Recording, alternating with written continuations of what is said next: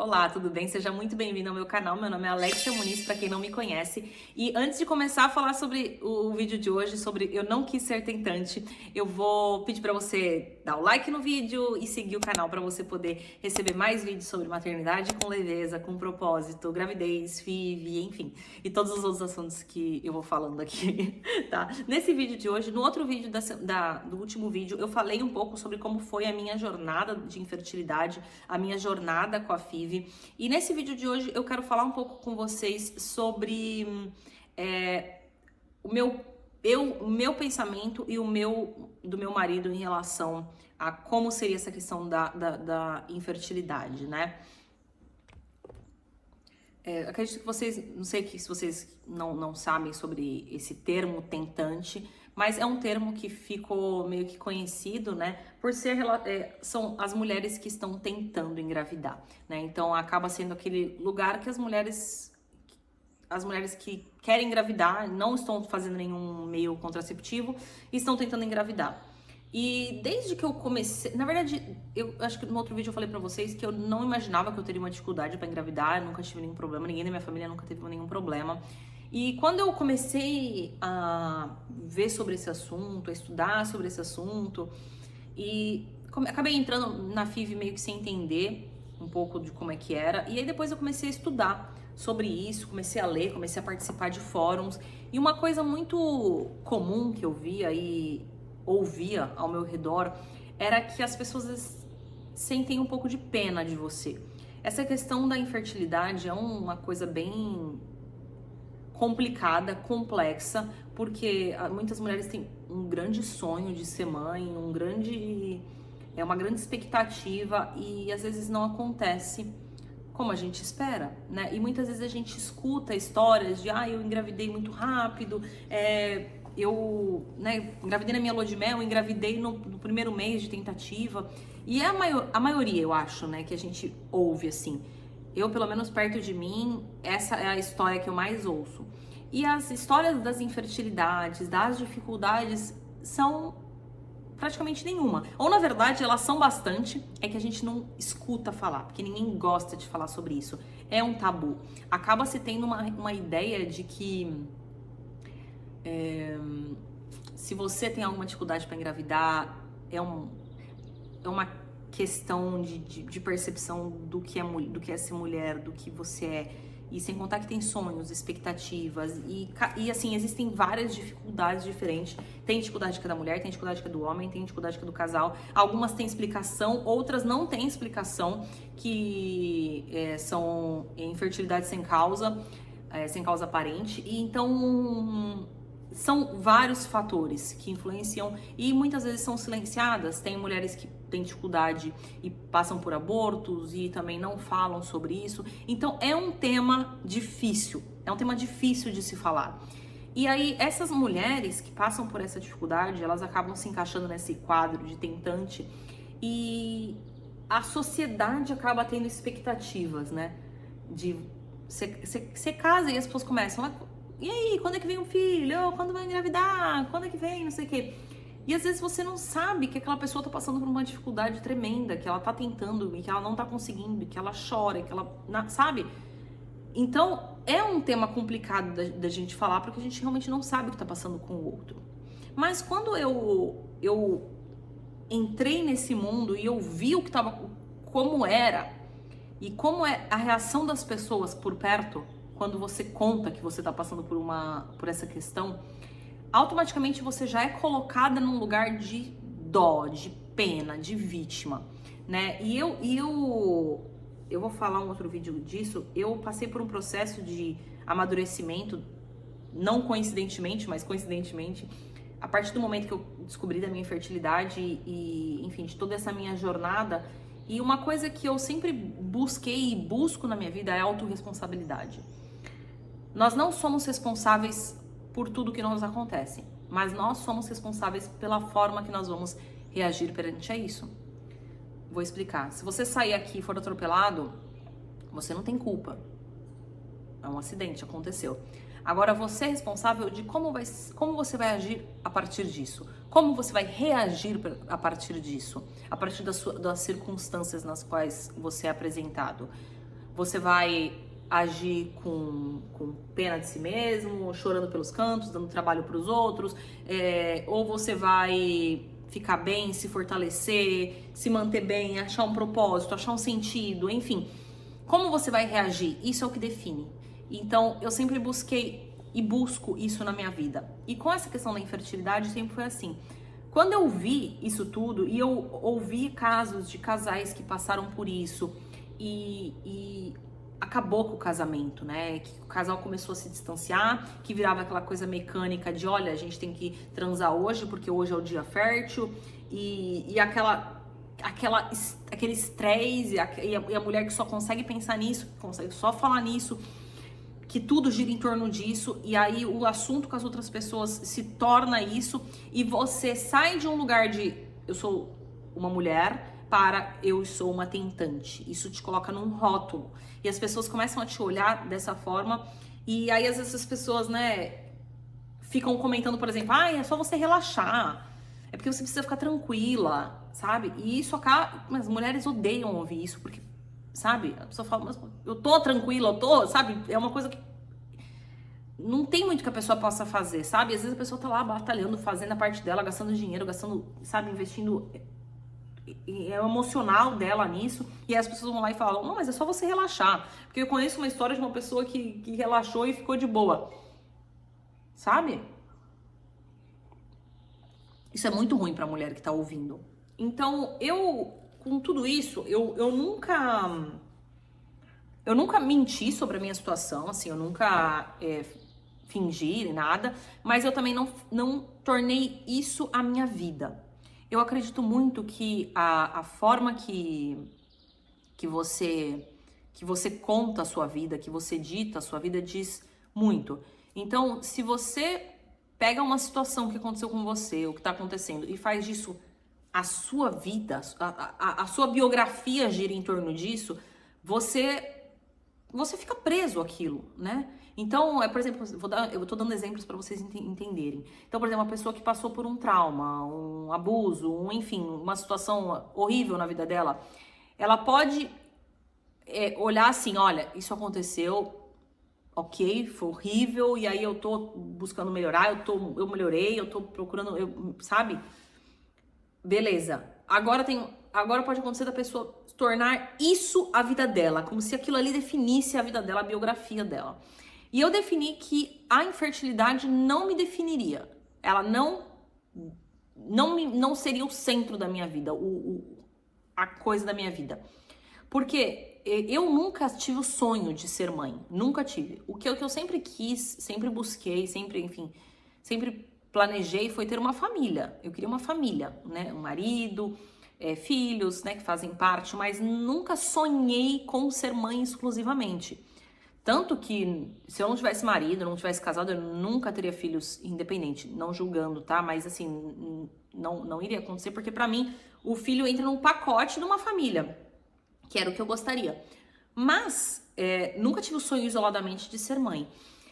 E quando você se depara com a questão da infertilidade, você precisa aceitar e ficar em paz com o fato de que talvez você não tenha filhos. E eu sei que isso é muito difícil, isso é uma coisa, e eu não tô falando isso pra você, e aí você vai simplesmente falar, é verdade, Alex, tá tudo bem, realmente, eu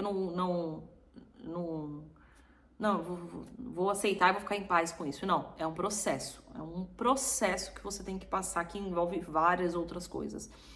E como eu decidi que a infertilidade não me definiria, e eu comecei a fazer as pazes com o fato de que talvez não fosse para eu ter filhos, talvez não estava nas cartas para mim, né, no que Deus planejou para mim. E eu precisaria entender e aceitar o fato de que talvez a minha vida fosse diferente. Talvez fosse para ser de outra forma. E tudo bem. Sabe? Os filhos, eles são um presente de Deus, eles são uma coisa maravilhosa. Ser mãe é maravilhoso, eu amo ser mãe, mas poderia ser de outra forma. poderia ser de outro jeito, e a minha vida seria de outro jeito, e a minha biografia seria diferente, e eu encontraria sentido independente, sabe? Então, não dá pra a sua vida girar em torno disso, sabe? Não dá pra tudo em você só pensar nisso, pensar em filho, pensar em criança. Isso não dá pra acontecer, porque senão você vai ficar mal, porque é uma coisa que foge do seu controle. Você pode fazer tudo que tá no seu controle, você pode se preparar, você se preparar fisicamente, emocionalmente, você faz tudo, mas pode ser que não aconteça. Está além do nosso controle, e a gente não pode colocar toda a nossa expectativa, todos os nossos sonhos, toda a nossa felicidade em cima de algo que não está no nosso controle, sabe? Então, eu tive que fazer as pazes com isso, foi um processo, mas principalmente a partir da primeira negativa que eu tive com a gravidez ectópica, foi o grande ponto que eu entendi que talvez eu não conseguiria ter filhos. Eu pensei, cara, isso talvez aconteça de eu não ter filhos. E eu decidi que eu ia, e foi uma decisão, tá? É uma escolha que eu fiz. Eu decidi, eu e meu marido, que nós iríamos manter o nosso casamento feliz, que nós não iríamos fazer disso a grande coisa da nossa vida. Isso não seria o centro, que nós iríamos curtir a vida, nós iríamos aproveitar a nossa vida, nós não iríamos ficar esperando isso acontecer para começar a viver. Nós iríamos viver independente acontecendo ou não. Nós iríamos fazer a nossa parte, né? Nós faríamos, né, o que está ao nosso alcance, o que a tecnologia oferece, né, o que a ciência entrega, o que Deus permitiu, né, porque eu acredito que Deus que deu para o homem essa tecnologia. Então, nós iríamos fazer isso, mas poderia ser que não desse certo, e ao mesmo tempo nós íamos continuar vivendo.